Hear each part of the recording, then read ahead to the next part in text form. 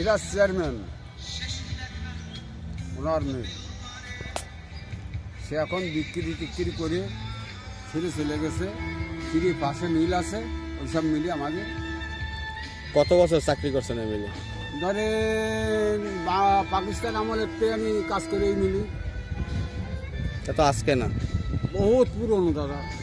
আমি একটা হেড মিস্ত্রি, এই যে গয়লা করে টরে কর না, আমি নিজে বানায় দেবো। তো এখন কি করতেছেন? এখন এই দাদা এই বোতল নিয়ে যে এইটা খাওয়ার কথাটা বসে চল না, এটা তো খাই না। আর বউ যদি আমার হাতে খাতি আসে তাহলে এখন তো আমাদের নতুন একটা সরকার গঠন হয়েছে, এখন আপনাদের চাওয়া পাওয়া কি? চা ফা দাদা যাতে বাইসে থাকতে পারি সেইটাই, আর কিছু না। আপনি যদি কন না যে ওই তাহলে 5,000 টাকা দিলাম, এই দিয়ে তুই আমি ব্যবসা করে খাচ্ছি। এদিকে এদিকে এদিকে এদিকে এদিকে।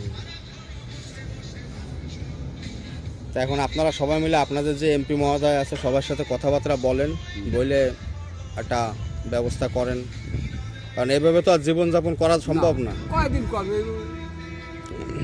অনেকের জন্য জীবন। তা এখন আপনি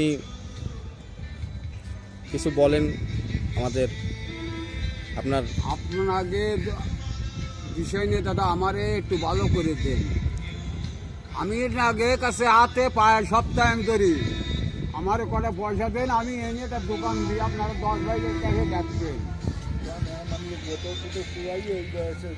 আচ্ছা যাই হোক, এখন আপনি বিদায় নেন, সালাম জানান তাদেরকে, সালাম আদাব কি জানাবেন জানান। স্যার আমার স্যার এটা এই 0 আমার টেন স্যার কোনো চাটা বেঁচে খাতে পারি স্যার, এই ছাড়া আর আমার আর করার কিছু নেই।